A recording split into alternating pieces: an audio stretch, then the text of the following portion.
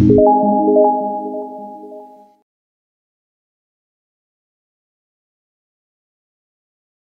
I am doctor Mohini Chikhalande. Welcome to क्रियाशारीर lecture series. आजच्या लेक्चरमध्ये आपण वातदोष या टॉपिकबद्दल अभ्यास करणार आहोत. क्रियाशारीर या विषयामध्ये जे बेसिक फंडामेंटल्स आहेत किंवा बेसिक जे प्रिन्सिपल्स आहेत ते म्हणजे दोष. तर दोष किती असतात? 3. वात, पित्त आणि कफ. तर या 3 दोषांपैकी पहिला जो दोष आहे तो म्हणजे वातदोष. तर या टॉपिकवर युनिव्हर्सिटी एक्झाममध्ये MCQ, SAQ आणि LAQ असे 3ही प्रकारचे प्रश्न विचारले जाणार आहेत. त्यामुळे टॉपिक अतिशय इम्पॉर्टंट आहे. मुळात दोष म्हणजे काय? हे क्रियाशारीरचे बेस आहे किंवा हे क्रियाशारीर या विषयाचा पाया आहे किंवा आपण असं म्हणू शकतो की आयुर्वेदाचा जे बेस आहे किंवा आयुर्वेदाचा जो पाया आहे तो म्हणजे दोष, धातू आणि मल. तर एक्झॅक्टली हे काय असतात? जसं मॉडर्न सायन्समध्ये सेल हे एक युनिट आहे. प्रत्येक कार्य किंवा सिस्टमसाठी बनलेलं एक एकदम मायनर किंवा स्मॉलेस्ट युनिट काय आहे? तर सेल. त्याच पद्धतीने आयुर्वेदामध्ये ज्या काही शरीरातील क्रिया घडतात किंवा जे काही शरीरामध्ये हालचाली होतात हे सगळं नियंत्रण करण्यासाठी किंवा ह्या सगळ्या गोष्टी ज्या पद्धतीने कंडक्ट होतात यासाठी दोष कारणीभूत असतात. तर हे दोष जेव्हा साम्य अवस्थेत असतात म्हणजे समान असतात, प्राकृत अवस्थेमध्ये असतात, त्यावेळी सगळे शरीरातील हालचाली किंवा सगळ्या शरीरातील क्रिया ह्या प्राकृत पद्धतीने म्हणजे नॅचरली एकदम इझिली होत असतात. पण जेव्हा हेच दोष विकृत होतात, विकृत म्हणजे एक तर ते वाढतील किंवा कमी होतील, तर अशा वेळेला शरीरामध्ये व्याधींची निर्मिती होते म्हणजेच डिसिजेस तयार होतात. तर या इतक्या इम्पॉर्टंट अशा टॉपिकबद्दल आज आपण डिस्कस करणार आहोत. तर त्यातील पहिला जो दोष आहे, टोटल 3 दोष आहेत, वात, पित्त आणि कफ. तर पहिला दोष जो आहे तो म्हणजे वातदोष. तर वातदोषाची व्युत्पत्ती काय सांगितलेली आहे? तत्र वा गती गंधन योगो इति धातु. म्हणजे वा या धातूला त हा प्रत्यय लावून वात हा शब्द होतो. पण या वात धातूचा अर्थ काय सांगितलेला आहे? गती आणि गंधन असे 2 अर्थ वा या धातूचे सांगितलेले आहेत. संस्कृतमध्ये तुम्ही अभ्यासला असाल की कोणत्याही शब्दासाठी एक मूळ धातू त्याचा असतो आणि त्याच्यानंतर त्याला प्रत्यय लावून तो पर्टिक्युलर शब्द तयार होतो. तर ते वात शब्द कसा तयार झालेला आहे? वा धातूला त प्रत्यय लागून वात शब्द तयार झालेला आहे. पण वा धातूचा अर्थ काय आहे? गती आणि गंधन. तर गती म्हणजे काय? तर हालचाल. शरीरामध्ये ज्या काही हालचाली होतात, जे काही मुवमेंट्स होतात त्याला आपण गती म्हणणार आहोत. आणि गंधन म्हणजेच उत्साह किंवा प्रेरणा. तर शरीरामध्ये हे जे मुवमेंट्स होत असतात त्यांना प्रेरणा देणारे, त्यांना मोटिवेट करण्यासाठी जे एक फॅक्टर रिस्पॉन्सिबल आहे त्याला आपण वात दोष म्हणणार आहोत. म्हणजे वा धातूचे 2 अर्थ सांगितलेले आहेत, गती आणि गंधन. गती म्हणजे हालचाली आणि गंधन म्हणजे या हालचालींना प्रेरणा देणारी अशी एक कोणतीही एक गोष्ट किंवा असा एक फॅक्टर. तर गंधन म्हणजे प्रेरणा देणे किंवा उत्साह निर्माण करणार. तर शरीरामध्ये ज्या काही हालचाली होतात, जे काही मुवमेंट्स होतात, बेंडिंग असेल, स्टँडिंग, सिटिंग, ह्या ज्या काही हालचाली मुवमेंट्स आहेत यांना प्रेरणा देणारा असा जो फॅक्टर आहे तो म्हणजे वातदोष सांगितलेला आहे. तर या वातदोषाची आपण व्युत्पत्ती बघितली. निरुक्तीमध्ये देखील आपल्याला तोच रेफरन्स लिहायचा. तत्र वा गती गंधन योगो इति धातु. बेसिकली हे जे पॉइंट्स आहेत हे सिलेबसमध्ये ज्या पद्धतीने वातदोष अभ्यासाला सांगितलेलं आहे त्या पद्धतीने हे पॉइंट्स इथे नोट्समध्ये दिलेले आहेत. तर यामध्ये जे काही श्लोक आहेत हे जर तुम्ही लक्षात ठेवले, पाठ करण्याचा प्रयत्न केला तर ते जास्त फायद्याचं असणार आहे. कारण वायवामध्ये किंवा फॉर दॅट मॅटर जर क्वेश्चन आला युनिव्हर्सिटी एक्झाममध्ये, थिअरी एक्झाममध्ये, तर जेव्हा तुम्ही श्लोक लिहिलेला असाल आणि त्याच्या खाली जेव्हा एक्सप्लेनेशन लिहाल त्यावेळी तुम्हाला जास्तीत जास्त मार्क्स हे मिळण्याची शक्यता असते. त्यामुळे छोटे सिंगल लाईनचे जे काही श्लोक आहेत एकेका वाक्यामध्ये किंवा छोटे छोटे जे श्लोक असतात ते वारंवार वाचल्याने, पाठ केल्याने ते लक्षात राहतात. त्यामुळे वातदोषाची व्युत्पत्ती आणि निरुक्ती आपण बघितली. तर वातदोषाचे पर्याय काय काय आहेत? त्याचे समानार्थी शब्द काय आहेत? मरुत, चल, अनिल, समीरण, पवन, प्रभंजन, अग्निसखा आणि मातरिश्वा हे याचे पर्याय आहेत. तर याच्यामध्ये बाकी बऱ्यापैकी आपल्याला वातदोषाचे पर्याय लक्षात राहतात. पण प्रभंजन आणि अग्निसखा मातरिश्वा हे जे पर्याय आहेत हे पीजी एंट्रन्स जी आहे AIA PGET सारखी अशा एक्झाम्समध्ये असे थोडेसे ऑड जे शब्द असतात किंवा ऑड जे पर्याय असतात ते विचारलेले असतात की वातदोषाचे खालीलपैकी कोणते पर्याय आहेत. तर तिथे प्रभंजन, अग्निसखा, मातरिश्वा आणि ऑल ऑफ द अबव असं जर ऑप्शन असेल तर आपल्याला माहिती असलं पाहिजे की हे तीनही वातदोषाचेच पर्याय आहेत. तर मरुत, चल, अनिल, समीरण, पवन हे तुम्हाला वारंवार कुठे ना कुठे श्लोकामध्ये किंवा कुठे संहिता वाचत असताना हे शब्द फ्रिक्वेंटली येणार आहेत. पण हे जे आहे एक मिनिट, प्रभंजन, अग्निसखा आणि मातरिश्वा हे पर्याय तितके जास्त आपल्याला वाचनात किंवा संहितेमध्ये बघायला मिळत नाही. त्यामुळे हे पर्याय आपल्याला लक्षात ठेवायचे. अग्निसखा का म्हटलेलं आहे हे आपण पुढे लेक्चरमध्ये बघणारच आहोत. कारण जाठराग्नीला संदूषित करणारा असा म्हणजे जाठराग्नीला प्रज्वलित ठेवणारा, जाठराग्नीचं दीपन करणारा असा हा दोष असल्या कारणाने त्याला अग्निसखा, सखा म्हणजे मित्र, तर अग्नीचा मित्र असा देखील एक वातदोषाला पर्याय दिलेला आहे. तर हे जे तीन पर्याय आहेत प्रभंजन, मातरिश्वा आणि अग्निसखा हे पीजी एंट्रन्स AIA PGET सारख्या एक्झामसाठी MCQ पॉइंट ऑफ व्ह्यूने हे अतिशय महत्वाचे आहे. हेच पॉइंट्स तुम्हाला युनिव्हर्सिटी एक्झाममध्ये देखील अशा प्रकारचे प्रश्न MCQ साठी विचारले जाऊ शकतात. पुढचा पॉइंट आहे तो म्हणजे वातदोषाचं पांचभौतिक संघटन काय आहे. कोणत्या महाभूतांपासून वातदोष हा तयार झालेला आहे. वायवा आकाशभूताभ्याम वायू म्हणजे वातदोष हा कोणत्या महाभूतापासून तयार झालेला आहे. वायू आणि आकाश, वायू आणि आकाश अशा दोन महाभूतांपासून वातदोषाची निर्मिती झालेली आहे. प्रत्येक शरीरातील घटक हे पांचभौतिक आहे असं आपण जेव्हा शरीरास्य दोषात हे म्हणतो की शरीराचे मूळ काय आहेत, दोष धातू मन किंवा शरीराचे जे मूलभूत सिद्धांत जेव्हा आपण बघतो, बेसिक प्रिन्सिपल्स जेव्हा बघतो त्यावेळेला आपल्याला आपण बघितलेलं असतं की पूर्ण शरीर हे पंचमहाभूतांपासून तयार झालेलं आहे. तर यातले प्रत्येक घटक देखील पंचमहाभूतांपासूनच तयार झालेले आहेत. जसं की वातदोष, वातदोषामध्ये कोणते दोन महाभूत आहेत किंवा कोणत्या दोन महाभूतांपासून वातदोषाची निर्मिती झालेली आहे, तर वायू आणि आकाश या दोन महाभूतांपासून वातदोषाची निर्मिती ही झालेली आहे. पुढे आहे सामान्य स्थान म्हणजे लोकेशन, कोणत्या ठिकाणी आपल्याला वातदोष बघायला मिळतो. तर बेसिकली जेव्हा एकदम ढोबळमानाने आपण विचार करतो तेव्हा पहिला एक रेफरन्स आपल्याला लक्षात येतो तो म्हणजे अष्टांग हृदय मधला जो रेफरन्स आहे, ते व्यापिनो अपि ऋण नाभी अधोमध्य ऊर्ध्व संश्रय, म्हणजे वात पित्त कफाचे तीन लोकेशन सांगितलेले आहेत. वातदोष हा नाभीच्या खाली म्हणजे अंबिलिकसच्या खाली हा वातदोष असणार आहे आणि हृद आणि नाभी म्हणजे चेस्ट रिजन मध्ये किंवा काय म्हणू शकतो आपण हृदय आणि नाभीच्या मध्ये जो आहे तो पित्त दोषाचं स्थान सांगितलेलं आहे आणि हृदयाच्या वरच्या बाजूला जे आहे ते कफदोषाचं स्थान सांगितलेलं आहे. तर जनरली जेव्हा आपण बघतो तेव्हा वातदोष हा कुठे सांगितलेला आहे, अंबिलिकसच्या खाली नाभीच्या अधोभागी वातदोषाचं स्थान सांगितलेलं आहे. पण परत अजून काही अशी ठिकाणं आहेत का वातदोषाची, तर येस, पक्वाशय कटी सक्ती श्रोत्र अस्थि स्पर्शनेंद्रियम स्थानम वातस्य तत्रापि पक्वाधानम विशेषतः. काय काय सांगितलेलं आहे, नॉर्मल किंवा जनरल लोकेशन्स काय आहेत वातदोषाचे. पक्वाशय, पक्वाशय म्हणजे लार्ज इंटेस्टाईन, कटी म्हणजे लंबार रिजन, सक्ती म्हणजे थाई रिजन, मांड्यांच्या इथे वातदोषाचं स्थान सांगितलेलं आहे.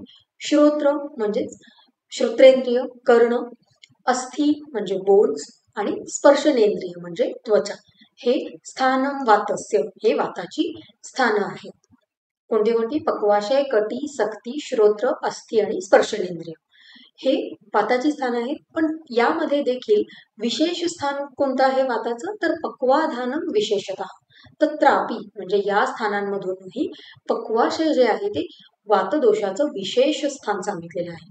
लार्ज इंटेस्टाईन जे आहे ते विशेष स्पेसिफिक लोकेशन सांगितलेलं आहे. तर पक्वाशय हे विशेष स्थान असण्याचं कारण काय आहे, तर पक्वाशय हे वातदोषाचं उत्पत्ती स्थान आहे, म्हणजे वातदोषाची निर्मिती या स्थानामध्ये होते. कशी होणार आहे, जेव्हा आहार ग्रहण होईल त्याच्यानंतर आहारावर पचनाची क्रिया होईल आणि नंतर पुढे जाऊन जेव्हा सारकिट्ट विभाजन होणार आहे, म्हणजे जो पोषक अंश आहे तो शरीरामध्ये ठेवला जाणार आहे आणि जो मल भाग आहे, जो टाकाऊ पदार्थ आहे, तो शरीरातून बाहेर फेकण्यासाठी लार्ज इंटेस्टाईन किंवा याच्यामध्ये ते पुढे ढकललं जाणार आहे. तर इथे जे सारकिट्ट विभाजन म्हणजेच हे जे सॅग्रिगेशन होणार आहे पोषकांश आणि मलभागाचे, तर या ठिकाणी वातदोषाची निर्मिती होणार आहे. आणि हे सारकिट्ट विभाजन कुठे होणार आहे, तर पक्वाशयामध्ये होणार आहे. त्यामुळे पक्वाशय हे वातदोषाचं उत्पत्ती स्थान सांगितलेलं आहे. दुसरं रिझन आहे ते म्हणजे वातदोषाची जेव्हा विकृती होईल, जसं आपण सुरुवातीला बघितलं की प्रत्येक दोष हे प्राकृत अवस्थेत म्हणजे नॉर्मल स्टेटमध्ये असताना ते प्रॉपर फंक्शन करतात, पण जेव्हा हेच दोष विकृत होतात म्हणजे काही खाण्यापिण्याने, आहार विहारामुळे जेव्हा हे दोष वाढतात किंवा कमी होतात, तेव्हा ह्या दोषांची विकृती शरीरामध्ये दिसायला लागते. तर अशाच पद्धतीने वातदोष जेव्हा काही कारणांनी विकृत होतो, तेव्हा सगळ्यात पहिल्यांदा वातदोषाची विकृती कुठे होते, तर पक्वाशयामध्ये होते. जसं वातदोषाची निर्मिती पक्वाशयामध्ये होते, तशीच वातदोषाची जर विकृती झाली तर सगळ्यात पहिल्यांदा वातदोषाची विकृती ही पक्वाशयामध्ये होणार आहे. आणि तिसरं महत्वाचं रिझन आहे ते म्हणजे वातदोषाचं चिकित्सा स्थान हे पक्वाशय सांगितलेलं आहे. कारण जेव्हा वातदोषावर आपल्याला चिकित्सा करायची असते, तेव्हा वातदोषाची चिकित्सा काय सांगितलेली आहे, बस्ती, जे पंचकर्म आहेत, वमन, विरेचन, नस्य, बस्ती आणि रक्तमोक्ष. तर याच्यामध्ये बस्ती ही जी चिकित्सा आहे ही स्पेसिफिकली वातदोषासाठी सांगितलेली आहे. तर ही जी प्रोसिजर आहे किंवा हे जे पंचकर्म आहे बस्ती, याच्यामध्ये काय केलं जातं, तर औषधी काढे म्हणजे औषधी क्वाथ किंवा औषधी तेल हे गुदमार्गाने पक्वाशयामध्ये ते प्रविष्ट केले जातात. म्हणजे ते जे औषधी काढे किंवा औषधी तेल आहेत ते शरीरामध्ये पोहोचवले जातात गुदमार्गाने. तर शरीरामध्ये पोहोचवण्यासाठी म्हणजेच कुठे पोहोचवले जातात, तर पक्वाशयामध्ये पोहोचवले जातात. तर काय सांगितलेलं आहे इथे, जसं वातदोषाची उत्पत्ती स्थान हे पक्वाशय आहे किंवा सगळ्यात पहिल्यांदा विकृती पक्वाशयामध्ये होणार आहे, तशाच पद्धतीने वातदोषाची जी चिकित्सा आहे, महत्वाची जी चिकित्सा आहे ती देखील पक्वाशयामध्येच होत असल्या कारणाने पक्वाशय हे वातदोषाचं महत्वाचं किंवा एक विशेष स्थान असं सांगितलेलं आहे. तर हे 3 रिझन्स आपल्याला लक्षात ठेवायचे, उत्पत्ती स्थान, विकृती स्थान आणि चिकित्सा स्थान, असे 3ही स्थान पक्वाशय असल्या कारणानं वातदोषाचं विशेष स्थान हे पक्वाशय म्हटलेलं आहे. पुढे अस्थि हे वातदोषाचं स्थान सांगितलेलं आहे. तर अस्थि आणि वातदोषाचा जो आश्रयी संबंध आहे म्हणजे ते दोघेही एकमेकांच्या काय म्हणू शकतो आपण, एकमेकांच्या साह्याने राहतात किंवा एकमेकांच्या सोबतीने राहतात. जेव्हा आपण आश्रयी संबंध हा पॉईंट बघणार आहोत, तेव्हा आपण या गोष्टीविषयी किंवा या टॉपिक विषयी डिटेल डिस्कशन करणार आहोत. इथे आपल्याला लक्षात ठेवायचे की अस्थि हे वातदोषाचं एक स्थान आहे आणि अस्थि आणि वातदोष म्हणजे बोन्स आणि वातदोष हे आश्रयी संबंधाने राहतात. पुढे स्पर्शनेंद्रिय म्हणजेच त्वचा, स्किन, हे देखील वातदोषाचं स्थान सांगितलेलं आहे. स्पर्श हा वायू महाभूताचा गुण आहे आणि स्पर्शाचं वहन जे आहे ते त्वचेद्वारे वातदोष करत असतो. म्हणजे जेव्हा कधी आपल्याला उष्ण किंवा शीत हे जे स्पर्श असतात की हे गरम आहे, हे थंड आहे, तर हे जे सेन्सेशन आहे किंवा हे जे स्पर्श ज्ञान आपल्याला होणार आहे हे वातदोषामुळे होणार आहे. का, तर जेव्हा आपण गरम भांड्याला हात लावणार आहोत तेव्हा त्या पर्टिक्युलर ते स्पर्श ज्ञान हे त्वचेमार्फत मेंदूला करणार आहे आणि हे जे प्रक्रिया आहे याच्यामध्ये वातदोषाचा रोल असल्या कारणाने त्वचेमध्ये देखील वातदोष हे वहनाचं कार्य करत असणार आहे. तर हे झाले वातदोषाची स्थान. पुढे वातदोषाचं महत्व काय आहे, 3ही दोष अर्थात महत्वाचे आहेत, पण त्यातही वातदोषाला विशेष महत्व दिलेलं आहे. का, तर पित्तम पंगू कफम पंगू पंगवू मलधातवाः वायुना यत्र नियते तत्र गच्छन्ति मेघवत. म्हणजेच काय सांगितलेलं आहे, पित्तम पंगू म्हणजे पित्त दोष हा पंगू आहे. पंगू म्हणजे तो एक डिसेबल आहे. कफदोष हा देखील डिसेबल आहे. मल आणि धातू हे आहेत हे देखील डिसेबल आहेत. का, त्यांना स्वतःची गती नाहीये. जशी वातदोषाचं आपण बघितलं होतं की वा म्हणजे गती आणि गंधन, गती म्हणजेच हालचाल किंवा स्पीड, त्या पद्धतीने पित्त दोषाला स्वतःची अशी गती नाहीये, स्वतःचा असं एक काय म्हणू शकतो स्पीड नाहीये. त्याच पद्धतीने कफ दोषाचं देखील स्वतःची गती नाहीये. मल आणि धातू जे आहेत शरीरामध्ये त्यांना देखील स्वतःची गती नाहीये. त्यामुळे त्यांना या स्वतःची कार्य करण्यासाठी नेहमी वातदोषावर अवलंबून राहावं लागतं. त्यामुळे जोपर्यंत वातदोष पित्ताच्या साह्याने येत नाही तोपर्यंत पित्त दोषाची कार्य होत नाही किंवा कफदोषाची कार्य होत नाही. त्यामुळे वातदोषाला इथे महत्व दिलेलं आहे की वातदोषाच्या साह्यानेच हे पित्त, कफ, मल आणि धातू जे आहेत शरीरातील हे कार्यरत असतात. त्यामुळे वातदोषाशिवाय किंवा वातदोषाला सोडून हे जे बाकीचे घटक आहेत शरीरातले हे पंगू आहेत. पंगू म्हणजे एक काय म्हणू शकतो आपण ते डिसेबल आहेत किंवा त्यांना एक पंगुत्व येणं म्हणजे ते हतबल आहेत किंवा त्यांच्याकडून कोणतीच क्रिया होणार नाहीये जोपर्यंत त्यांच्या साह्याने वातदोष येणार नाही. कारण ह्या सगळ्या गोष्टींना वाहून नेण्याचं जे काम आहे ते वातदोष करत असतो. म्हणजे पित्ताला एका जागेवरून दुसऱ्या जागी किंवा धातूंना एका ठिकाणाहून दुसऱ्या ठिकाणी वहनाचं काम. आता रक्तधातू तयार झालेला आहे पण रक्तधातू हा एका जागेवरून दुसऱ्या जागी पूर्ण शरीरामध्ये पसरण्यासाठी वातदोषाची मदत ही रक्तधातूला लागते. त्यामुळे शरीरातील जे काही धातू आहेत, मल आहे, पित्त दोष आहे, कफदोष आहे यांना वातदोषाशिवाय पर्याय नाही. त्यामुळे हे सगळे जे शरीरातील घटक आहेत हे वातदोषावर अवलंबून असतात. त्यामुळे वातदोषाला शरीरामध्ये अनन्यसाधारण महत्व आहे.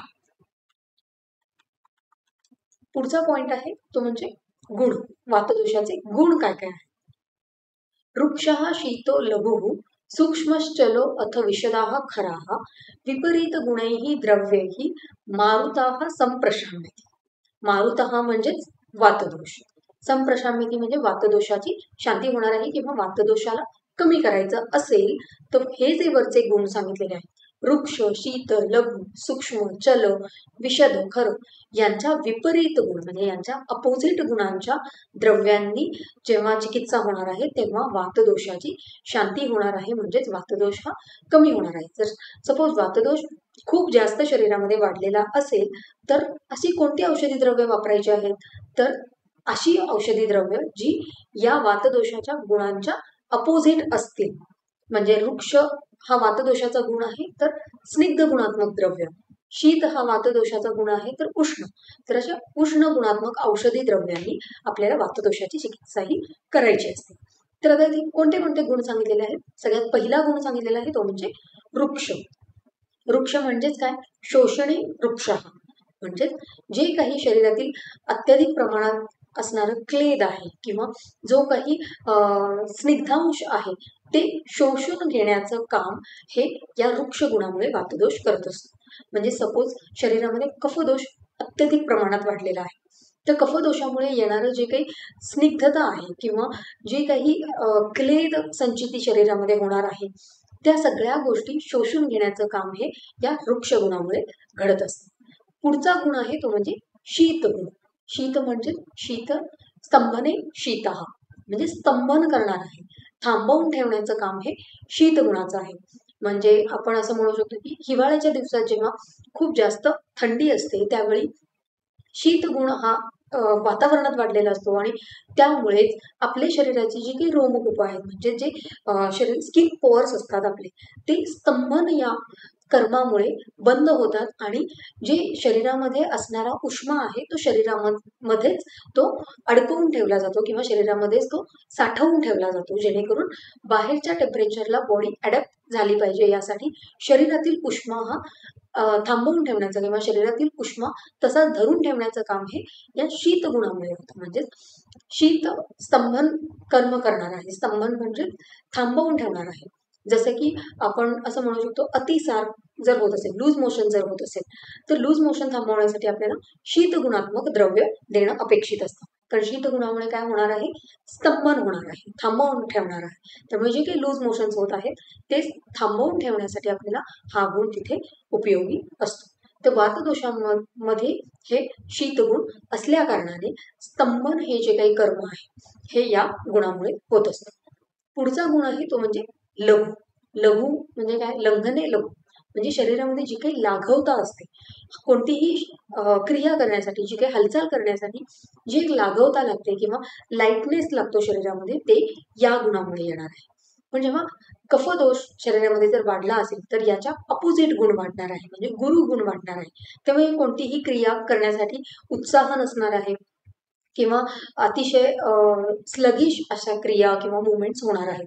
पण जेव्हा वातदोषाचा हा लघुगुण व्यवस्थित असणार आहे किंवा प्राकृत स्वरूपात जेव्हा असणार आहे, तेव्हा सगळ्या क्रिया ह्या चटचट होणार आहेत किंवा एकदम स्पीडने त्या शरीरामध्ये ज्या काही हालचाली आहेत त्या होणार आहेत. त्यामुळे लाघव किंवा लघु गुण हा हालचालींसाठी किंवा प्राकृत शरीरातील मुवमेंटसाठी अत्यंत महत्वाचा आहे. पुढचा गुण आहे तो म्हणजे सूक्ष्म. सूक्ष्म म्हणजे काय, तर अतिशय सूक्ष्म ठिकाणी, अतिशय बारीक अशा ठिकाणी देखील वातदोष पोहोचतो, तो या सूक्ष्म गुणामुळे. म्हणजे जे काही सेल्युलर लेवलवर काही ऍक्टिव्हिटीज होत असतात किंवा मुवमेंट्स होत असतात, ह्या सगळ्या ठिकाणी किंवा एकदम शरीरातल्या छोट्यातल्या छोट्या जे काही घटक असतात शरीरातील, तिथपर्यंत शरीरात जे काही तयार झालेले पोषक अंश आहेत ते पोहोचवण्याचं काम हे या सूक्ष्म गुणामुळे होतं. म्हणजे एकदम छोट्यातल्या छोट्या शरीरातल्या भागामध्ये पोहोचण्याचं काम हे या सूक्ष्म गुणामुळे होत असतं. पुढचा गुण आहे तो म्हणजे चल, म्हणजे प्रेरणे चला. जसं आपण बघितलं की गंधन म्हणजेच प्रेरणा देणे किंवा उत्साह निर्माण करणे. तर चलगुणामुळे हे ज्या काही हालचाली आहेत त्या व्यवस्थित होतात किंवा त्यांना हालचालींसाठी प्रेरणा देण्याचं काम हे चलगुणामुळे होत असतं. कोणतीही मुवमेंट करण्यासाठी किंवा शरीरातील क्रिया होण्यासाठी चलगुण हा अतिशय महत्वाचा आहे. पुढचा गुण आहे तो म्हणजे विशद. विशद म्हणजे काय, तर सेम जसं वृक्षगुण हा शोषून घेतो अतिरिक्त क्लेद किंवा अतिरिक्त स्निग्ध जर काही असेल, स्निग्धता असेल, तर ते शोषून घेण्याचं काम वृक्षगुणाचं आहे. त्याच पद्धतीने विशद गुण देखील शालने विशद हा सांगितलेला आहे. म्हणजे जे काही अतिरिक्त कफदोषाचा जो काही एक चिकट किंवा स्टिकीनेस आहे किंवा एक स्लिपरी जे त्याचा गुण आहे, एकदम बुळबुळीतपणा असं जे काही गुण आहे कफदोषाचा, त्याला कमी करण्यासाठी किंवा त्यातून ते स्निग्धता किंवा ती स्टिकीनेस कमी करण्यासाठी या गुणाचा उपयोग होतो, विशद गुणाचा. म्हणजे हे विशद गुण देखील काय करणार आहे, तर जे काही स्निग्धता आहे किंवा जे काही क्लेद आहे ते शोषून घेण्याचं, ते ऍब्सॉर्ब करून घेण्याचं काम हे या विशद गुणामुळे होणार आहे. पुढचा गुण आहे खरं. खरं म्हणजे खडबडीतपणा किंवा खरखरीतपणा, लेखने खरा. म्हणजे कोणतीही गोष्ट शोषून घेणे किंवा स्क्रॅपिंग ऍक्शन ज्याला आपण म्हणतो, हे स्पेसिफिकली आपल्याला मेद धातूमध्ये बघायला मिळतं. मेद धातू जर अतिरिक्त प्रमाणामध्ये वाढला तर तिथे खरं गुणात्मक द्रव्यांचा उपयोग करून मेद धातूला लेखन कर्म जे आहे ते म्हणजे स्क्रॅपिंग ऍक्शन, म्हणजे खरबडून काढणे, एखादी गोष्ट खरबडून पूर्णपणे ते काढून टाकणे, याला लेखन कर्म म्हणतात. तर खरं गुणामुळे हे लेखन कर्म केलं जातं. तर हे जर खरं गुण अतिरिक्त प्रमाणात जर शरीरामध्ये वाढला वातदोषाचा, तर शरीरामध्ये पूर्ण ड्रायनेस येणार आहे. मग पूर्ण स्किन ड्राय होणार आहे, शरीराच्या त्वचेला भेगा पडणार आहे. स्पेसिफिकली हे गुण हिवाळ्याच्या दिवसामध्ये आपल्याला बघायला मिळतात. बऱ्याच जणांची स्किन ही ड्राय होते. तर हे काय आहे, तर हे या खरं गुणामुळे, म्हणजे वृक्ष, विशद आणि खरं हे जे गुण आहेत, वृक्ष, विशद आणि खरं, हे एकापेक्षा एक यांची इंटेन्सिटी वाढणार आहे. सगळ्यांचं कर्म समवट सिमिलर आहे की हे स्निग्ध गुण किंवा जे काही द्रवांश आहे, क्लेद आहे अतिरिक्त प्रमाणातील, ते शोषण्याचं काम आहे. तर वृक्ष गुणापेक्षा विशद गुण जास्त प्रमाणात शोषणार आहे आणि विशदापेक्षा खरं गुण जो आहे तो जास्त प्रमाणात स्निग्ध गुण हा शोषून घेणार आहे किंवा अतिरिक्त क्लेद शोषण्याचं काम करणार आहे. तर हे झाले वातदोषाचे गुण. अजून एक रेफरन्स आहे वातदोषाच्या गुणांबद्दल, तो म्हणजे वृक्ष लघु शीत दारुण खर विषदाहा षडीमे वातगुणा भवंती. इथे स्पेसिफिकली या रेफरन्समध्ये चरक संहिता सूत्रस्थान अध्याय 12 वातकलाकलीय अध्याय जो आहे त्याच्यामध्ये वातदोषांच्या गुणांबद्दल सांगितलेलं आहे आणि इथे स्पेसिफिकली षडीमे म्हणजे 6 गुण वर्णन केलेले आहेत. षडीमे म्हणजे 6, वातगुण म्हणजे वाताचे 6 गुण वर्णन केलेले आहेत. कोणते कोणते? वृक्ष, लघु, शीत, दारुण, खर आणि विशद. तर याच्यातला आपण वृक्षगुण मगाशी बघितला की जो अतिरिक्त क्लेद, द्रवांश शोषण्याचं काम करणार आहे. लघुगुण आपण बघितला की जो क्रिया करण्यासाठी, हालचालींसाठी उपयोगी आहे, लाघवता शरीरामध्ये येण्यासाठी लघुगुण असणार आहे. शीतगुणाचं आपण बघितलं की स्तंभने शीतः, म्हणजे ते स्तंभन करून ठेवणार आहे, एखादी गोष्ट थांबवून ठेवणार आहे. शरीरामधील हिवाळ्यामध्ये शरीरामध्ये जो उष्मा साठवून ठेवला जातो तो हा या शीतगुणामुळे शरीरावरचे जे काही स्किन पोअर्स आहेत ते ब्लॉक होतात. शीतगुणामुळे ते स्तंभन केले जातात आणि स्वेद प्रवृत्ती होत नाही, त्या स्किन पोअर्स मधून स्वेटिंग होत नाही आणि त्यामुळे शरीरामध्ये जे काही उष्मा आहे तो आतल्या आत साठवून ठेवला जातो आणि शरीराचा जो काही बॉडी टेम्परेचर आहे ते मेंटेन केलं जातं. पुढचा गुण आहे तो म्हणजे दारुण. दारुण हा जो गुण आहे तो युजली वातदोषाच्या विकृतीमध्ये आपल्याला बघायला मिळतो. म्हणजे जर हा गुण अत्यधिक प्रमाणात वाढला, दारुण गुण, तर अशा वेळेला जे काही वातदोषाचे विकृतीमध्ये ग्रह होतात, म्हणजे स्टिफनेस जो येतो एक अवयवांना, तो या दारुण गुणाच्या वृत्तीमुळे किंवा या दारुण गुणामुळे येतो. म्हणजे एखाद्या पायामध्ये किंवा हाताला किंवा नेक स्टिफनेस वगैरे जेव्हा आपल्याला बघायला मिळतो तेव्हा वातदोष हा विकृत झालेला असतो आणि वातदोषाच्या विकृतीमध्ये आपल्याला हा दारुण गुण बघायला मिळतो आणि या गुणामुळे युजली स्टिफनेस हे लक्षण आपल्याला बघायला मिळतं. खरं गुण आपण बघितला की जो क्लेद शोषणार आहे, द्रवांश शोषणार आहे आणि विषद देखील आपण बघितला की हा द्रवांश आणि वृक्ष आणि खरं गुणाप्रमाणे विषद गुण देखील द्रवांश किंवा स्निग्धांश असा शोषून घेणार आहे. पुढचा रेफरन्स आहे तो म्हणजे सुश्रुत संहितेतला तत्र शैत्य रौक्ष लाघव वैशद्य वैष्टंभ्य गुणलक्षण वायू. काय काय सांगितलेलं आहे ते शैत्य म्हणजे शीतगुण, परत रौक्ष म्हणजे वृक्षगुण, लाघव म्हणजे लघुगुण, वैशद्य म्हणजे विशद गुण जो आपण बघितलेला आहे आणि वैष्टंभ्य, इथे वैष्टंभ्य हे वेगळा गुण सांगितलेला आहे. वैष्टंभ्य म्हणजे एक विष्टंभता निर्माण करणारा, म्हणजे हा जर गुण अतिरिक्त प्रमाणात वाढला किंवा हे थांबवून ठेवण्याचं, रोखून धरण्याचं काम हे वैष्टंभ्य गुणाचं आहे. म्हणजे मलावष्टंभ, अवष्टंभ म्हणजे काय तर थांबवून ठेवणे, तर मलावष्टंभ म्हणजे कॉन्स्टिपेशन स्पेसिफिकली जे असतं त्याच्यामध्ये काय होणार आहे, मल जो आहे तो शरीरातून बाहेर जाऊ न देणं आणि शरीरामध्येच तो रोखून धरणं, हे या वैष्टंभ्य किंवा विष्टंभ या गुणामुळे आपल्याला हे बघायला मिळतं. तर मलावष्टंभ हे जे स्पेसिफिक एक विकृती म्हणू शकतो किंवा एक जे शरीरामध्ये दिसणारं लक्षण आहे ते या वातदोषाच्या विष्टंभ गुणामुळे आपल्याला बघायला मिळणार आहे की मल हा शरीरातून बाहेर जाणार नाहीये, तो शरीरामध्येच अडकून राहणार आहे. पुढचा रेफरन्स आहे तो म्हणजे अष्टांग हृदय सूत्रस्थान अध्याय 1 आयुषकामी अध्याय. त्याच्यामध्ये वातदोषाचे गुण काय सांगितलेले आहेत, तत्र वृक्षो लघु शीतः खराः सूक्ष्मश्चलो अनिलाः. अनिल म्हणजेच वातदोष. कोणते कोणते गुण आहेत, वृक्ष, लघु, शीत, खर, सूक्ष्म आणि चल, जे आपण आतापर्यंत हे गुण डिस्कस केले. वृक्ष म्हणजे जो स्नेह किंवा स्निग्धांश शोषून घेतो, लघु म्हणजे शरीरातील क्रिया करण्यासाठी जी लाघवता लागते, चपळता लागते, ते या लघुगुणामुळे येणार आहे. शीत गुण म्हणजे स्तंभन करणारं, थांबवून ठेवणारं. खरं गुण म्हणजे परत स्निग्ध गुण किंवा स्निग्धांश शोषून घेणारा, क्लेदाचं शोषण करणारा असा. सूक्ष्म म्हणजे शरीरातील छोट्यातल्या छोट्या घटकांना पोषकांश पोहोचवण्याचं काम हे या सूक्ष्म गुणामुळे होतं. चल म्हणजे प्रेरणेचला, कोणतीही क्रिया करण्यासाठी जी प्रेरणा लागते किंवा जे मोटिवेशन लागतं ते या चल गुणामुळे मिळणार आहे. पुढचा पॉइंट आहे तो म्हणजे वातदोषाची कार्य. त्याच्यामध्ये सामान्य कार्य काय सांगितलेले आहे, तर चरक संहिता सूत्रस्थान अध्याय 12 वातकलाकली या अध्यायामध्ये वातदोषाची सामान्य कार्य किंवा कर्म सांगितलेले आहे. तर आपण एक एक हे कर्मांचा अर्थ बघणार आहोत. हा एवढा मोठा श्लोक आहे, पण यामधले जे स्पेसिफिक शब्द आहेत हे MCQ पॉइंट ऑफ व्ह्यूने किंवा AIPGT सारख्या ज्या PG एंट्रन्स एक्झाम्स आहेत अशा ठिकाणी असे स्पेसिफिक शब्दच विचारले जातात. म्हणजे तिथे तुम्हाला कोणी असं इलॅबोरेटिव्ह विचारणार नाही.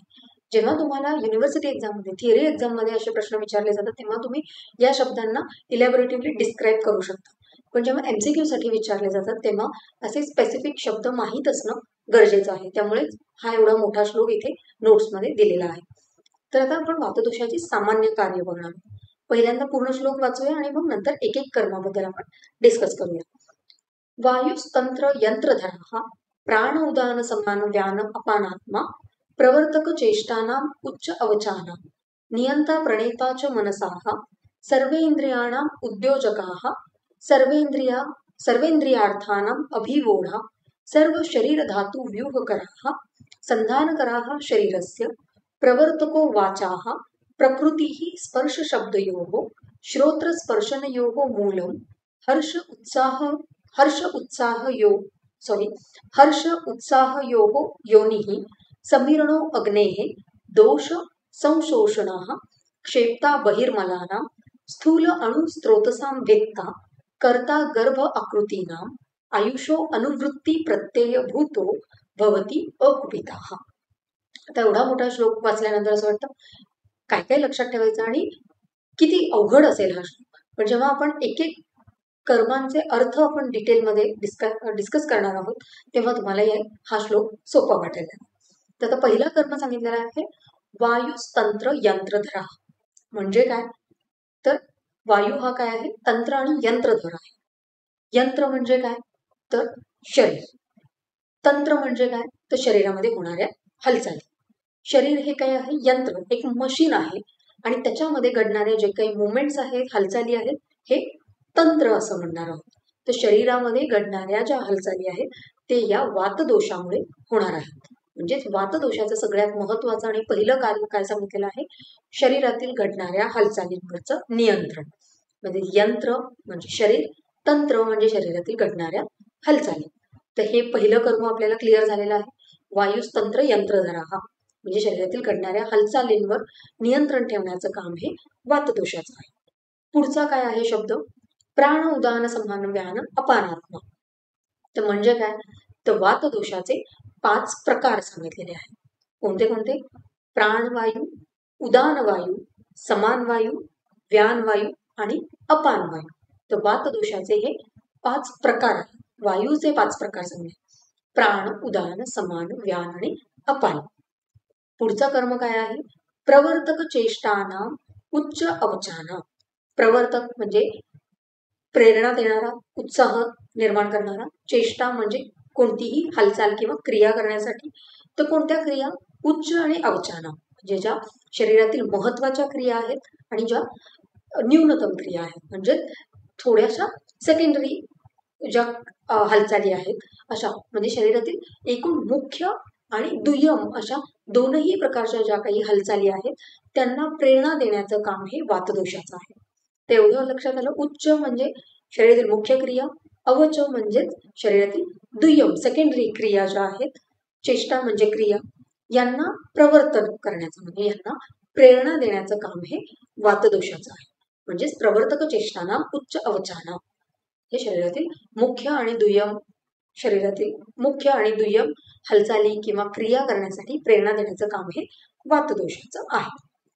पुढे आहे नियंता प्रणेताच मनसाहा. मनसाहा म्हणजे मन, नियंता म्हणजे नियंत्रण, प्रणेता म्हणजे प्रेरणा. म्हणजे तेच परत की मनावर नियंत्रण ठेवणारा किंवा मनाला त्याची कार्य करण्यासाठी प्रेरणा देणारा. मनाची जी काही कार्य आहेत उह्य विचार्य अभिग्रह हे जे काही कार्य आहेत हे मनाच्या कार्य करण्यासाठी मनाला प्रेरणा देणारा किंवा मनावर नियंत्रण ठेवणारा असे दोनही कर्म करण्यासाठी जो दोष रिस्पॉन्सिबल आहे तो म्हणजे वातदोष. म्हणजे मनावर नियंत्रण ठेवणे आणि मनाला क्रिया करण्यासाठी त्याला प्रेरणा देणे. म्हणजेच आता कोणतीही गोष्ट उह्य विचार्य हे जे इंद्रिय अभिग्रह जे आहेत म्हणजे प्रत्येक इंद्रियांना त्यांच्या विषयासोबत आकर्षित करून ते ज्ञान ग्रहण करणे. उह्य म्हणजे काय योग्य काय अयोग्य. विचार्य म्हणजे ही गोष्ट केल्यानंतर काय होईल नाही केली तर काय होईल. ह्या सगळ्या ज्या मनाच्या क्रिया आहेत त्यांना त्या क्रिया करण्यासाठी प्रेरणा देण्याचं काम हे कोणाचं आहे तर वातदोषाचं आहे. म्हणजेच मनावर नियंत्रण ठेवणं आणि मनाच्या क्रिया करण्यासाठी त्याला प्रेरित करणं हे काम वातदोषाचं आहे. पुढे आहे सर्वेंद्रियाणा उद्योजका. म्हणजे जे काही शरीरातील इंद्रिय आहेत ज्ञानेंद्रिय कर्मेंद्रिय त्यांना उद्योजक म्हणजे त्यांना प्रेरणा देण्याचं त्यांचं जे काही इंद्रियांचे कर्म आहेत ते करण्यासाठी त्यांना उद्युक्त करणं त्यांना प्रेरणा देण्याचं काम हे वातदोषाचं आहे. पुढे आहे सर्वेंद्रियाणा सर्वेंद्रियार्थानां अभिवोढा. अभिवोढा म्हणजे आकर्षित करणे.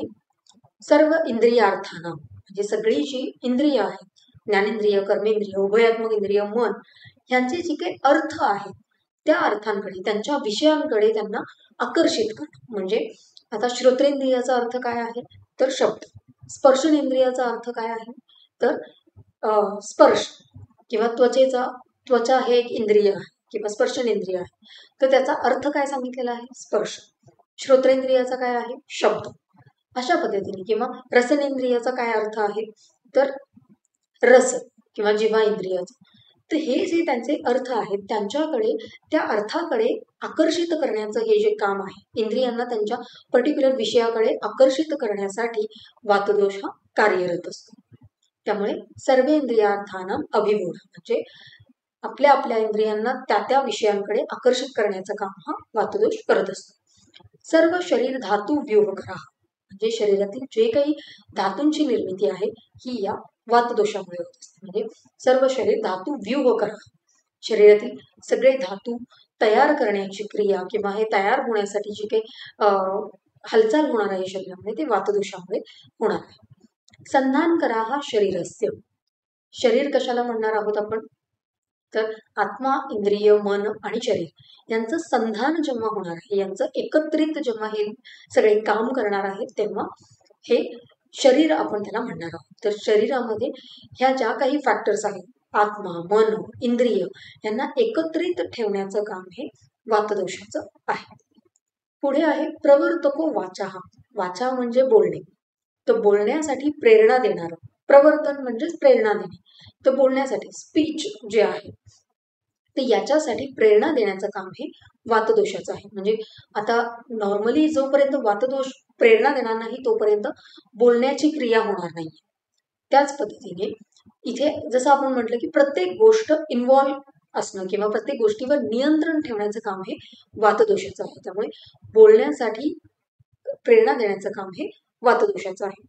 पुढे आहे प्रकृती ही स्पर्श शब्दयोग म्हणजे स्पर्श आणि शब्द हे जे आहे. कारण वातदोष कशापासून, कोणत्या महाभूतांपासून तयार झालेला आहे ऑलरेडी आपण बघितलेलं होतं. एक मिनिट विचार करा, वातदोषाचं पंचभौतिक संघटन काय सांगितलेलं होतं. तर वातदोष हा वायू आणि आकाश महाभूतापासून तयार होणार आहे. आणि वायू आणि आकाश महाभूतांचे अर्थ काय आहेत तर वायू महाभूताचा स्पर्श आणि आकाश महाभूताचा शब्द हा अर्थ आहे. तर हे वातदोष या दोन महाभूतांपासून तयार झाल्यामुळे वातदोषामध्ये देखील हे दोन अर्थ असणार आहे.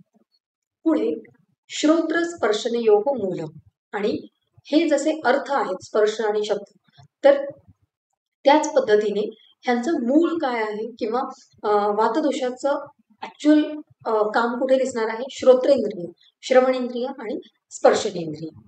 म्हणजे श्रोत्रेंद्रिय काय करणार आहे शब्द, हे जे अर्थ आहे तर शब्द कोणाचा, कोणत्या इंद्रियाचा अर्थ आहे तर श्रोत्रेंद्रिय किंवा श्रवणेंद्रिय कर्ण.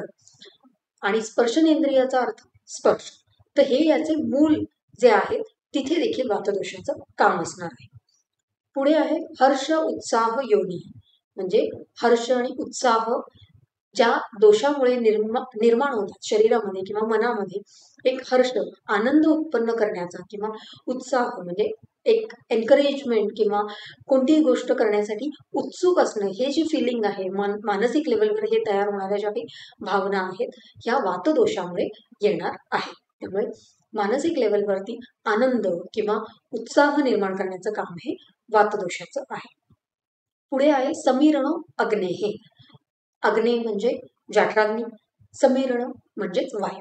जसा वायूचा एक पर्याय सांगितलेला होता प्रभंजन, मातरिश्वासोबत अजून एक पर्याय आपण स्पेसिफिक बघितला होता, तो कोणता होता येस अग्निसखा. तर तिथे जेव्हा आपण बघितलं होतं अग्निसखा का नाव दिलेलं आहे तर जठराग्नीला संदुक्षित करणार आहे, जठराग्नीला ते प्रज्वलित ठेवण्याचं काम हे वातदोषाचं आहे. तर इथेच त्या अर्थाचा जो शब्द आलेला आहे वातदोषाच्या सामान्य कार्यामध्ये तो म्हणजे समीरणो अग्नी म्हणजे अग्नीला संदुक्षित ठेवण्याचं काम, जठराग्नीला प्रज्वलित ठेवण्याचं काम. जे काही डायजेस्टिव्ह फायर आहे त्याला कंटिन्युअसली त्याचं काम चालू राहण्यासाठी एक रिस्पॉन्सिबल फॅक्टर कोण आहे तर वातदोष आहे. पुढे आहे दोष संशोषण, हा म्हणजे दोषांचं शोषण करणार आहे. असे कोणते दोष आहेत? सॉरी, तर कफदोष.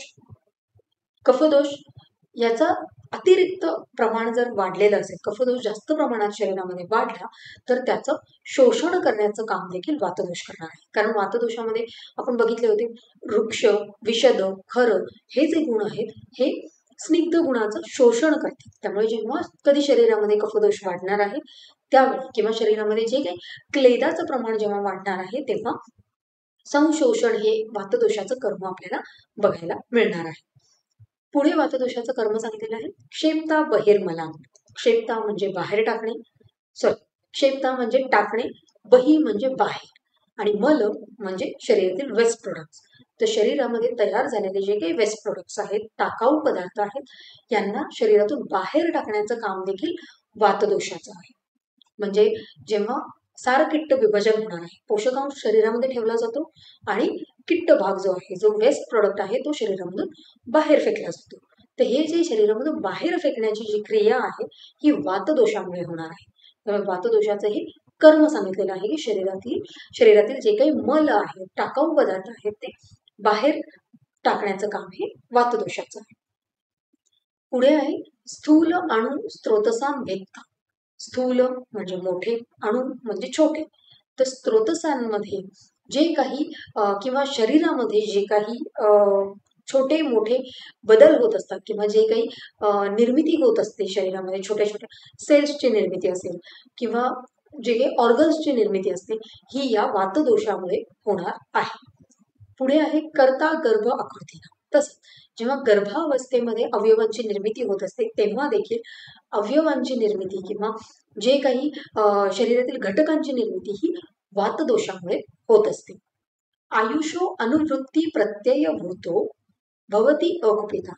जोपर्यंत हा वातदोष अकुपित आहे म्हणजे प्राकृत अवस्थेत आहे, नॉर्मल स्टेटमध्ये आहे, तोपर्यंत ह्या सगळ्या जी काही वातदोषाची कर्म आतापर्यंत आपण बघितली ती व्यवस्थितपणे होणार आहेत आणि त्यामुळे आयुष्य म्हणजे जीवन व्यापार हा सुरळीतपणे किंवा अखंडितपणे चालणार आहे. तर हे झाले वातदोषाची सामान्य कर्म किंवा सामान्य कार्य.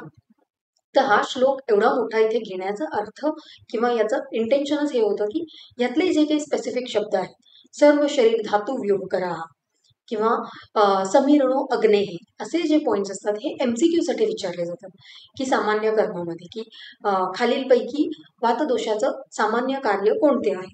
तर तिथे तुम्हाला असे ऑप्शन्स दिले जातील की समीरणो अग्नेहे, नियंता प्रणिताच्या मनसा, सर्व शरीर धातू व्यूह करा आणि ऑल ऑफ द अबव. तर तुम्हाला माहिती असायला हवी की एक्झॅक्टली काय शब्द आचार्यांनी संहितेमध्ये वापरलेले आहेत. त्यासाठी हा एवढा मोठा श्लोक इथे नोट्समध्ये दिलेला आहे आणि प्रत्येक शब्दाचा अर्थ आपल्याला माहीत असणं अपेक्षित आहे. जर तुम्ही असे अर्थ समजून एखादा श्लोक पाठ केलात किंवा लक्षात ठेवायचा प्रयत्न केलात तर तो इझिली लक्षात राहील.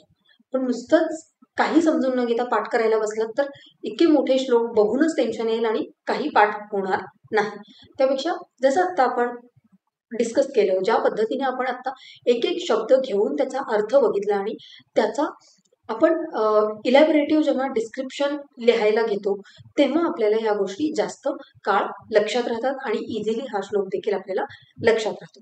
तर जेव्हा आता तुम्हाला युनिव्हर्सिटी एक्झाममध्ये वातदोषाचं सामान्य कार्य असा प्रश्न येईल तेव्हा जर तुम्ही हा श्लोक पाठ करून लिहिलात तर अतिउत्तम आहे. पण जरी नसेल तर निदान यातले जे शब्द आहेत ते तरी तसेच्या तसे लिहून, म्हणजे वायुस्तंत्र यंत्र धरा हा डॅश आणि मग त्याच्यानंतर त्याचं डिस्क्रिप्शन जर लिहिलं तर तुम्हाला जास्तीत जास्त मार्क्स मिळण्याची शक्यता आहे. त्यामुळे हीच आतापर्यंत आपण बघितलं हे वातदोषाचं सामान्य कार्य जे आचार्य चरकांनी सूत्रस्थानातील अध्याय 12 मध्ये वर्णन केलेलं आहे. वातदोषाचे सामान्य कार्य पण आचार्य सुश्रुतांनी काय सांगितलेले आहे? तत्र प्रस्पंदन उद्वहन पूर्ण विवेक धारण लक्षण वायू पंचधा प्रविभक्ता शरीरम धारयती. म्हणजे इथे आचार्य सुश्रुतांनी वातदोषाची जी काही सामान्य कार्य आहे ती पंचधा म्हणजे 5 सांगितलेली आहेत. कोणती कोणती? प्रस्पंदन, उद्वहन, पूरण, विवेक आणि धारण. आता याचा आपण एक एक कर्मांचा डिस्कशन करूया. पहिलं आहे प्रस्पंदन. म्हणजेच काय, तर कोणत्याही अवयवामध्ये जेव्हा गती सुरू होते, त्या गती सुरू होण्यासाठी लागणारी जी काही उत्तेजना आहे, प्रेरणा आहे, त्याला आपण प्रस्पंदन म्हणणार. म्हणजे ते शरीरातील क्रिया करण्यासाठी लागणारी एक प्रेरणा किंवा उत्तेजना म्हणजेच प्रस्पंदन हे वातदोषाचं कर्म सांगितलेलं आहे. म्हणजे जसं की श्वसन क्रियेसाठी फुफ्फुस जे आहेत, लंग्स जे आहेत, त्यांना प्रेरित करण्याचं काम हे वातदोष करत असतं. म्हणजे आता रेस्पिरेशन किंवा ब्रीदिंगसाठी फुफ्फुसांना, लंग्सना मोटिवेशन देण्याचं किंवा त्यांना एनकरेज करण्याचं काम हे वातदोषाचं आहे आणि त्याला प्रस्पंदन असं म्हटलं जातं. पुढचं कर्म आहे ते म्हणजे उद्वहन. उद्वहन म्हणजे काय, तर कफ, पित्त इत्यादी जे काही शरीरातील दोष आहेत, धातूंचे जे पोषक घटक आहेत, रस, रक्त यांचं संचारण जे आहे, म्हणजे हे शरीरातील जे काही घटक आहेत त्यांना एका ठिकाणाहून दुसरीकडे वाहून नेण्याचं काम म्हणजेच उद्वहन. जसं आपण बघितलं होतं की वातदोषाचं महत्व जेव्हा आपण बघत होतो तेव्हा आपण बघितलं की पित्तम पंगू, कफम पंगू, पंगवू मलधातवा. म्हणजे हे जे काही शरीरातील घटक आहेत, मल, धातू, पित्तदोष, कफदोष, हे पंगू आहेत. यांना वातदोषाची गरज लागते एका जागेहून दुसऱ्या जागी जाण्यासाठी. म्हणजे उद्वहन हे जे वातदोषाचं काम आहे की पित्तदोष आणि कफदोष धातूंचे पोषक घटक यांना एका ठिकाणाहून दुसरीकडे पोहोचवण्याचं कार्य म्हणजेच उद्वहन. तिसरं कर्म आहे वातदोषाचं ते म्हणजे पूरण. तर धातूंना त्यांच्या पोषक घटकांची पूर्तता करणे. जे काही शरीरामध्ये धातू आहेत त्यांना शरीरामध्ये तयार झालेले जे काही पोषक घटक आहेत त्यांना तिथेपर्यंत नेऊन त्या धातूंना ते पोषक अंश पोहोचवणं, त्यांच्या ठिकाणी जाऊन ते नेऊन ठेवणं, हे जे काम आहे याला पूर्ण कर्म असं म्हटलं जातं. म्हणजे शरीरातील पोषक अंश धातूंपर्यंत पोहोचवण्याचं काम. चौथं कर्म सांगितलेलं आहे वातदोषाचं ते म्हणजे विवेक. म्हणजेच आहारातून मिळणारा जे काही पोषक घटक आहे त्यांचं शोषण करून जो किट्ट भाग आहे त्याला वेगळं करणं, म्हणजे सार किट्ट विभाजन. आहारावर जेव्हा जठराग्नीची क्रिया होते, पचन क्रिया पूर्ण झाल्यानंतर सार किट्ट विभाजन होतं. म्हणजे जे काही पोषक अंश आहे तो शरीरामध्ये ठेवला जातो आणि किट्ट भाग म्हणजे वेस्ट प्रोडक्ट जे आहे ते शरीरामधून बाहेर टाकण्यासाठी लार्ज इंटेस्टाईनमध्ये पुढे ढकललं जातं. तर हे जे कर्म आहे सार किट्ट विभाजन, जे योग्य आहे ते शरीरामध्ये ठेवायचं आणि जे किट्ट भाग आहे तो फेकण्यासाठी म्हणजे शरीरातून बाहेर टाकून देण्यासाठी लार्ज इंटेस्टाईनमध्ये ढकलण्याचं हे जे काही सार किट्ट विभाजनाचं काम आहे ते या विवेक कार्यामुळे होणार आहे. आणि पाचवं कर्म सांगितलेलं आहे ते म्हणजे धारण. तर शरीरातील जे काही अवयवांची कार्यक्षमता आहे त्यांना योग्य स्थितीमध्ये टिकवून ठेवण्याचं, शरीर टिकवून ठेवण्याचं काम हे वातदोषाचं आहे. त्याला धारण कर्म असं म्हटलं जातं. तर आचार्य सुश्रुतांनी असे 5 कर्म सांगितलेले आहेत. ते म्हणजे प्रस्पंदन, उद्वहन, पूरण, विवेक आणि धारण असे 5 सामान्य कर्म आचार्य सुश्रुतांनी वातदोषाचे सांगितलेले आहेत. पुढचा रेफरन्स आहे तो म्हणजे अष्टांग हृदय सूत्रस्थान अध्याय 11 दोषादी विज्ञान हा जो अध्याय आहे त्याच्यामध्ये वातदोषाची सामान्य कर्म वाग्भटांनी काय सांगितलेली आहेत, तर उत्साहोच्छ्वास निश्वास चेष्टा वेग प्रवर्तनही सम्यक गत्याच्या धातूना अक्षाणाम पाठवेन च. तर आता आपण हे जे वातदोषाचे सामान्य कर्म बघत आहोत त्याच्यामध्ये बृहत्त्रयी मधले आपण रेफरन्सेस घेतलेले आहेत. बृहत्त्रयी म्हणजे चरक संहिता, सुश्रुत संहिता आणि वाग्भट संहिता. तर वाग्भट संहितेमध्ये देखील अष्टांग हृदय. तर आपण चरक संहितेतलं सामान्य कर्म बघितलं, सुश्रुत संहितेतलं सामान्य कर्म बघितलं. आता आपण बघत आहोत अष्टांग हृदय म्हणजे वाग्भट संहितेमध्ये काय सांगितलेले आहेत वातदोषाचे सामान्य कर्म, तर उत्साह, कोणतीही गोष्ट करण्यासाठी प्रेरणा देणं, उत्साह निर्माण करण्याचं काम हे वातदोष करत असतो. उच्छ्वास आणि निश्वास म्हणजे ब्रीदिंग, रेस्पिरेशन जे आहे ते वातदोषामुळे होत असतं. निश्वास म्हणजे श्वास आत घेणे आणि उच्छ्वास म्हणजे श्वास बाहेर सोडणे. म्हणजे निश्वास इज इनहेलेशन आणि उच्छ्वास म्हणजे एक्झेलेशन. तर हे जे ब्रीदिंग प्रोसेस आहे याच्यासाठी वातदोष हे रिस्पॉन्सिबल आहे. चेष्टा म्हणजे शरीरातील कोणतीही हालचाल करण्यासाठी वातदोष हे रिस्पॉन्सिबल आहे. वेग प्रवर्तन म्हणजे शरीरामध्ये जे काही अधारणीय वेग सांगितलेले आहेत, पुरुष वेग, मूत्रवेग, ह्यांचं वेगांचं प्रवर्तन करण्याचं काम हे वातदोषाचं आहे. म्हणजेच जे काही वेग आहेत त्यांना काय म्हणू शकतो आपण, पुश करण्याचं किंवा हे वेग कोणत्या ह्याच्यामुळे दोषामुळे होणार आहेत तयार, तर ते वातदोषामुळे होणार आहे. त्यामुळे वेग प्रवर्धन जे काही पुरीश किंवा मूत्र जे आहे ते शरीरामधून बाहेर फेकण्याचं काम हे वातदोषामुळे होणार आहे.